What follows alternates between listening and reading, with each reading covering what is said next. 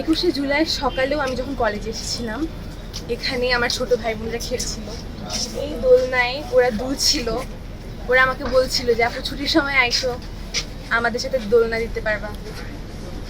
কিন্তু আজকে ওদের কেউই নেই। আমাদের এই কলেজের প্রাঙ্গণ ওদের কিচিরমিচিরে প্রাণবন্ত ছিল, কিন্তু আজ এই কলেজ যেন তার প্রাণ হারিয়ে ফেলেছে। আমি ভাষায় প্রকাশ করতে পারছি না কেমন লাগছে আমার কাছে। কিন্তু আমাদের সবাইকে আমাদের স্বাভাবিক জীবনে আবার ফিরে যেতে হবে। তো আমাদের অধ্যক্ষ, উপাধ্যক্ষ, পরিচালক, শিক্ষক সবাই সর্বক্ষণিক আমাদের সাথে কন্ট্যাক্টে ছিল, আমাদেরকে মানসিকভাবে সাপোর্ট দিয়েছে। কিন্তু জীবনে এগিয়ে যেতে হবে, কারণ জীবন তো কারোর জন্য থেমে থাকে না। আর মৃত্যুটা এটা আমরা যেহেতু জন্মেছি, আমাদের সবাইকে মারা যেতে হবে। আমি কখনো বেঁচে থাকবো না জীবন, না আপনি বাঁচবেন না কেউ বাঁচবে না। কিন্তু ওদের মৃত্যুটা যে এত ছোট বয়সে হলো, এভাবে দুর্ঘটনার মধ্যে হলো, এই জন্যই সব থেকে বেশি খারাপ লাগে।